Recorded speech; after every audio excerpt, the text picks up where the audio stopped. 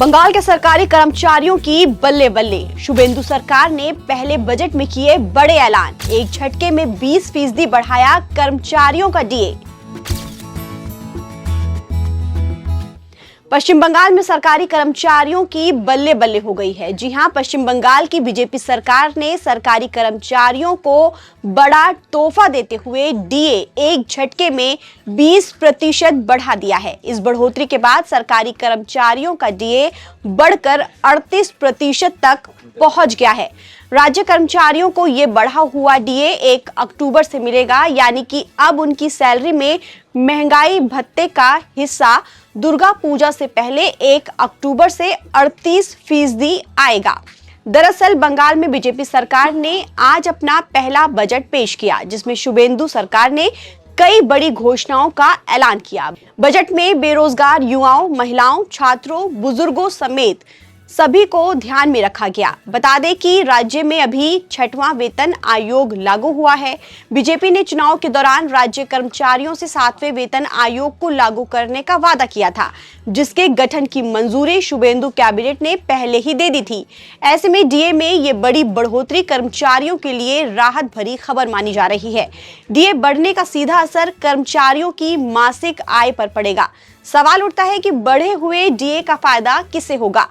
उदाहरण के तौर पर जिन राज्य कर्मचारियों का बेसिक पे 20,000 रुपए होगा, उन्हें अब तक 3,600 रुपए डीए के मिलते हैं, जो कि 1 अक्टूबर से 7,600 रुपए हो जाएगा, यानी हर महीने 4,000 रुपए का फायदा होगा। वहीं जिन कर्मचारियों का बेसिक पे 30,000 रुपए है, उनका डीए 38% होने पर 11,400 रुपए होगा, जो मौजूदा डीए से 6,000 रुपए ज्यादा है। बता दें कि जिन कर्मचारियों का बेसिक पे 75,000 रुपए है, उनको डीए बढ़ोतरी के बाद अब महंगाई भत्ता 28,500 रुपए मिलेगा, जो कि मौजूदा डीए से 15,000 रुपए ज्यादा है। बजट में रोजगार को लेकर भी कई महत्वपूर्ण घोषणाएं की गई हैं। बंगाल के वित्त मंत्री ने कहा कि वो 1 लाख खाली पदों पर आने वाले समय में चरणबद्ध तरीके से भर्ती करेंगे, जिसमें 33% पद महिलाओं के लिए आरक्षित होंगे।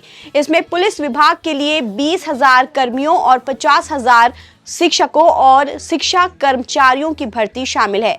जहां लागू हो वहां 10% रिक्तियां अग्निवीरों के लिए आरक्षित होंगी। सरकारी पदों पर भर्ती के लिए अधिकतम आयु सीमा में पहले ही 5 साल की छूट दी जा चुकी है और ये प्रावधान अगले 2 साल तक लागू रहेगा। इसके साथ ही वित्त मंत्री स्वपन दास गुप्ता ने बताया कि राज्य पर कुल 8,15,891 करोड़ का कर्ज है, लेकिन विकास की गति ना रुके, इसके लिए विधायक फंड को 70 लाख से बढ़ाकर 1 करोड़ कर दिया गया है। मुर्शिदाबाद में जमीन के कटाव को रोकने के लिए 50 करोड़ रुपए आवंटित किए गए हैं।